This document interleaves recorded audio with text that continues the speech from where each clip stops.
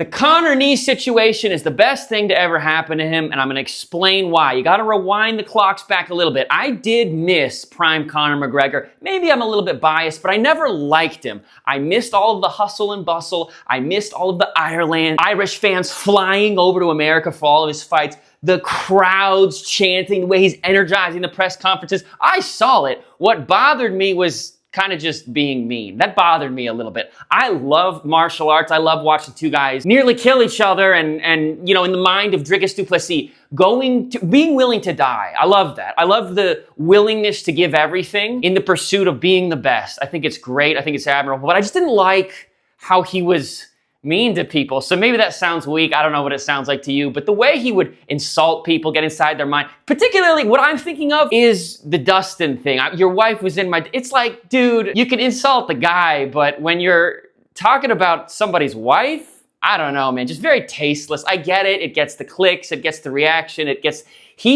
So appreciation. I do have appreciation for Conor. He made the sport what it was, and if it wasn't for him, I'm sure I never would have gotten into it. I wouldn't have found out about it. It wouldn't have bloomed and exploded in the way that it has in the last even 15 years. It's just exploded and become this huge, you know, you hear Dana talking about comparing himself with the NFL. Conor had a colossal role in that. There's no one in the sport, there's no one in media, there's no athlete that would tell you that Conor wasn't instrumental in that. So appreciation is something I have for him, but liking him as a person. I can dislike someone as a person, but also appreciate when they get in the octagon, everything that they do, all of the hard work, their techniques, his karate, wide stance style. It's exciting style. It's just his personality rubbed me, that arrogant, brash, you know. That being said, here's why I say that this leg break is one of the best things ever. He has been talking a lot. He does a lot of talking. If you're new to this, he does a lot of talking. And he's been talking about faith. He's been talking about Christianity. Now, I haven't been able to identify whether it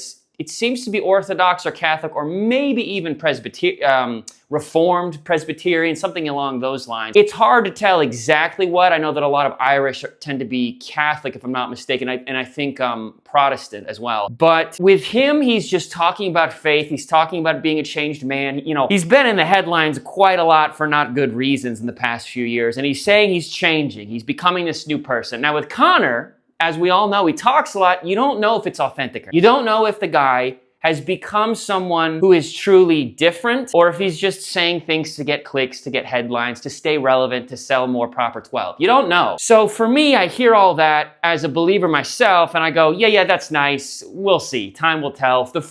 Sorry, I thought my camera died. The fruit will tell whether or not this person is authentic in the coming years. When things get difficult, when he starts making more money, when he's in the headlines, when everyone's praising him and loving him again, how is he going to behave? What kind of character is he really going to show? Is it a real change or is it just, oh, I'm Christian because it's popular now, or I believe in God because people are going to like me for doing that? Is it authentic? And so, you know, I like the sport. I like the media. I love everything about the sport. I've even taken class, you know, you take class and there's truly nothing like martial arts, like mixed martial arts, like sparring. I mean, you feel like a different person when you come out on the other side of your first spar or your first couple spar. You're like, oh my goodness, like it clears your mind. It's that Fight Club thing. It really does. It's a transformative thing that changes how you see. It's not a paradigm shift totally, but I mean, it really does. If you talk to, if you've never been in the ring with a guy trying to take your head off, talk to someone who has, and they'll tell you about sort of a shift in a mentality, in a good way. It adds an aspect to life that you just didn't realize was there, and it almost de-stresses you in a way. You'd think it would stress you out. It does the opposite. You don't know if this change is authentic, and this guy is coming back. We see him come back. Okay, he's gonna fight. Well, he's not gonna fight. He's gonna fight. He's not gonna fight. Finally, it comes out he's gonna fight. Okay, so he's been tweeting this God stuff. He continues to tweet this God stuff. Here's why I think that, from my perspective, this is one of the best things that might ever happen to him. He is going to find out. We as the public are going to find out. He's been talking for years, saying crazy stuff, doing some crazy stuff, doing probably some not so good stuff. We're going to find out who he really is when everything he's been working towards does fail. Now, we did have the leg break towards Dustin, and that was a very dark time for him as well, I'm sure. But the comeback, 5 years off, and he breaks his leg, that fall is going to test this thing that he's been spouting. I'm a changed man. I believe in God. God is looking out for me. No one can stop me because I have the power of God. We're going to see if it's authentic. He goes into this, he's training the media, he's finally there, he gets it. I was one of those guys, I'm not believing it until he gets in the octagon. He got in the octagon. The world is going crazy. It's I don't do betting, but it's the most bet on, it's just a metric to show that a lot of people, it's the most bet on fight in, MMA history or something. Everyone wanted to see, everyone wanted to believe. So was the God thing, and I'm bringing that up a lot because, I have those beliefs, but I don't know if it's real for this guy. He gets in there, he breaks his leg. Doesn't break his leg, hurts his knee.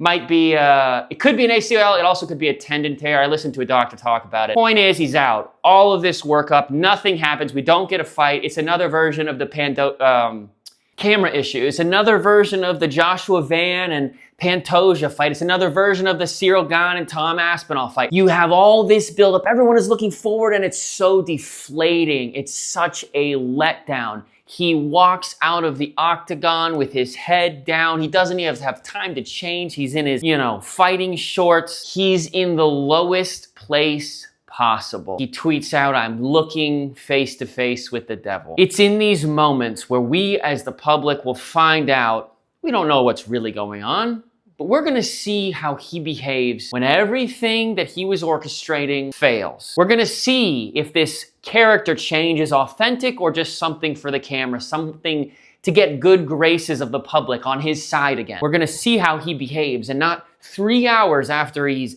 admitted to the hospital, he's talking about his issue. 3 hours later, he's tweeting out an elongated version of the Apostles' Creed. It's either the Apostles' Creed or the Nicene Creed. It's the core tenets of Christianity. I believe in God the Father Almighty, maker of heaven and earth, and in Jesus Christ, one and only Son, and it's a longer version of it. So it seems to me that maybe this is authentic. Maybe, just maybe, all of this was to get him to the point where he's on his knees before God. Now, either way, whether it's authentic or not, I'm not one to rejoice. Of course, I'm not one to rejoice at someone getting an injury, an athlete getting seriously injured and feeling all this shame. I'm not rejoicing in his downfall the other night. What I am saying is that maybe something great will come from the humbling of Conor McGregor. Maybe he needed it. Maybe we don't understand the vision long term. I don't know. He's experienced the highs. That man has had access to money, success, and fame in athleticism, money, media that most of us will never touch in our lives. He's seen the best of the best.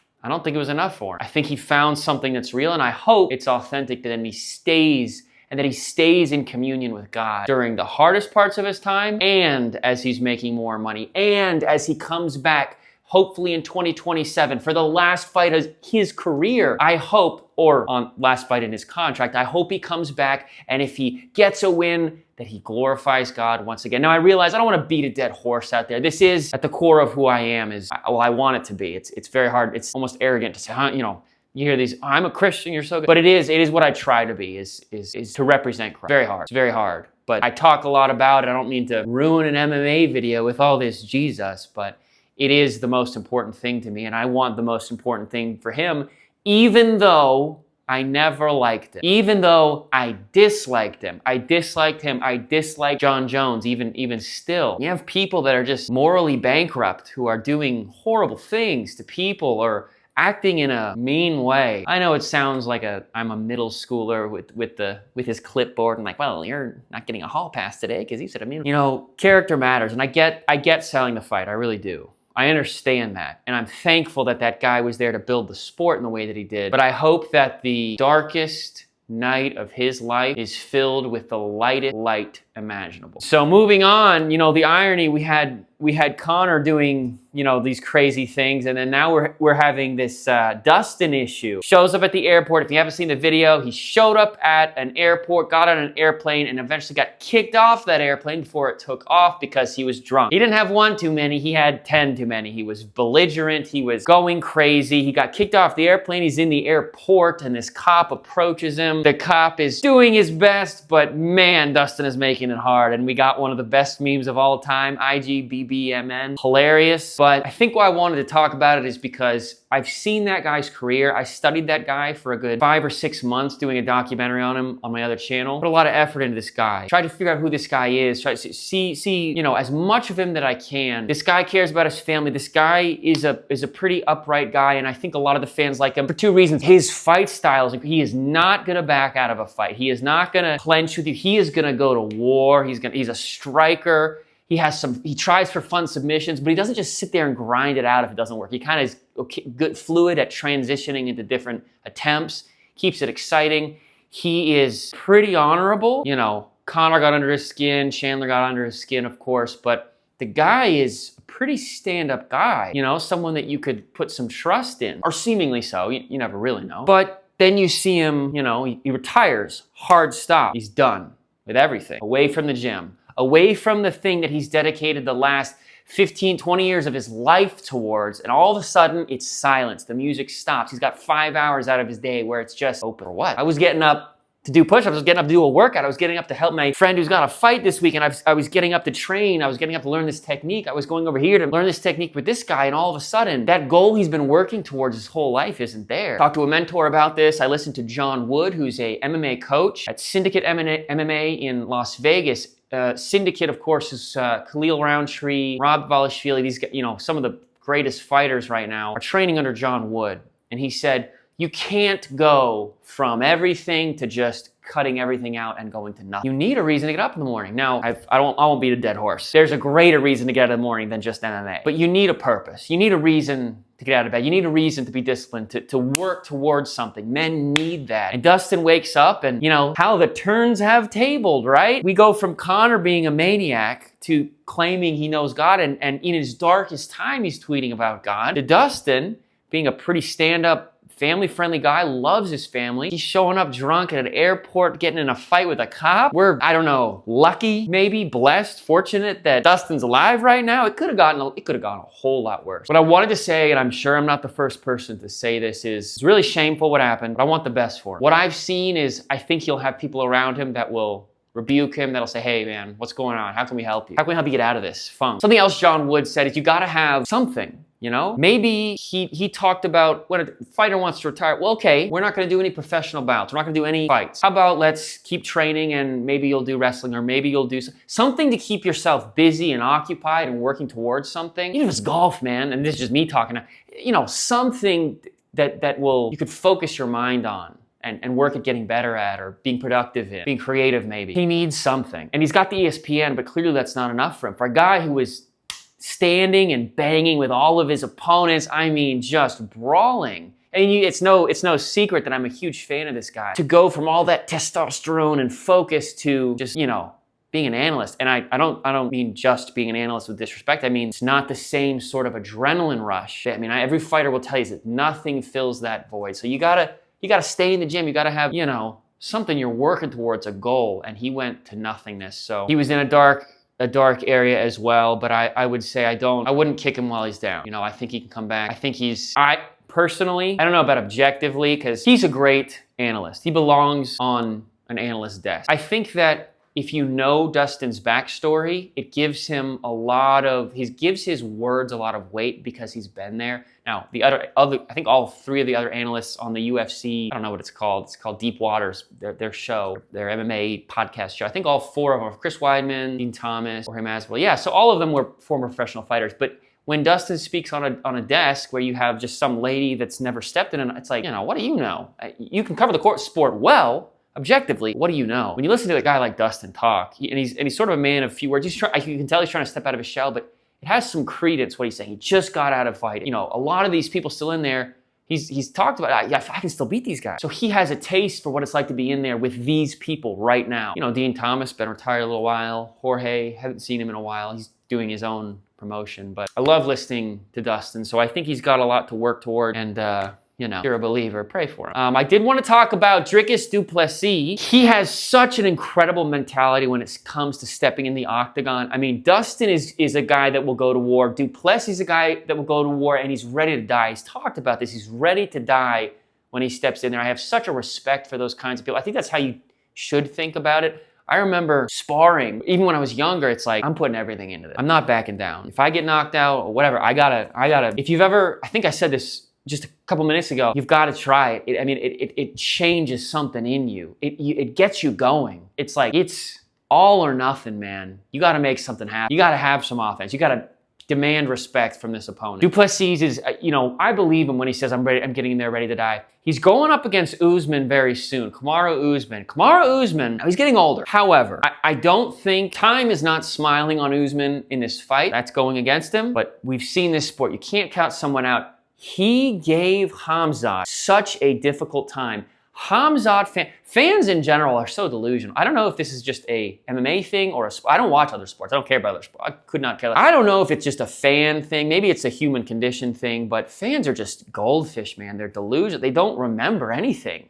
If it didn't happen last week, it doesn't exist to them. And it's like, dude, like, how do you not, wild. Anyway, these Khamzat fans just, I guess, pretend like Usman giving me a hard time didn't happen because they believe this Khamzat can run through anyone and, oh, he's gonna demolish. It's not even close. Man, this sport demands respect. And you have someone like Khamzat, you have someone like Ilya, you have someone like Alex Pereira. If your name isn't Khabib, dude, you're just a man. Khabib's a man too, you know what I mean? So important to remember that though time's not on Usman's side, perhaps, and he's got these knees. He's, famously going downstairs backwards because his knees are so bad. Going downstairs backwards. I don't know how you do cardio in that condition. When you don't have legs under you, what do you do? Just do the row machine? I don't know. I'm hoping that he puts up a good fight. I think he still wants it. Clearly, he still wants it. I don't know. I don't take him as the kind of guy. I don't think he would be the kind of guy that would just fight for the sake of, I got to finish my contract so I can go do other. I think he still really wants it. I think he wants to show the world I still got it. But it's just hard when you don't have those feet under you. But he gave Khamzat a run for his money. So we'll see with this Du Plessis fight. Guys, thanks so much